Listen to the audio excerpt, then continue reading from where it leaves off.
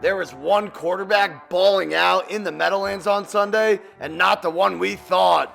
On again, off again, on again starter Zach Wilson finds Randall Cobb for the first points of the game in the second half. On the other side, CJ Stroud was not so proud on this day, probably his worst start since week 1. He was held to just 91 yards passing and knocked out of the game late with a concussion. Gibson waited nicely for the block from Conklin. Touchdown, Jets.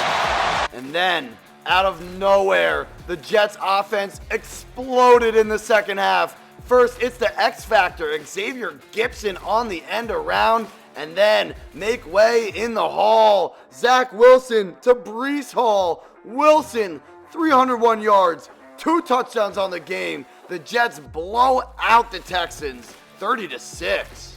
The Broncos looking to win their 6th game in the last 7 tries, and it's Javonte Williams putting the road team on the board first. Hand off to Kelly, and Kelly doesn't get there.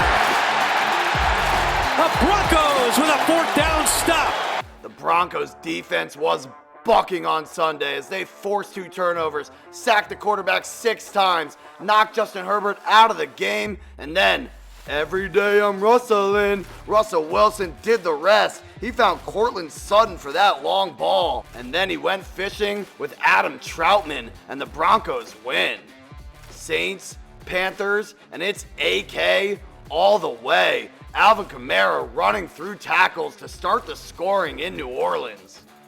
And then there's something about block punts in the Superdome. DeMarco Jackson recovers the fumble, returns it for 6, and then the Saints were driving down Easy Street in the Big Easy as Derek Carr found Chris Olave, and the Saints win 28-6.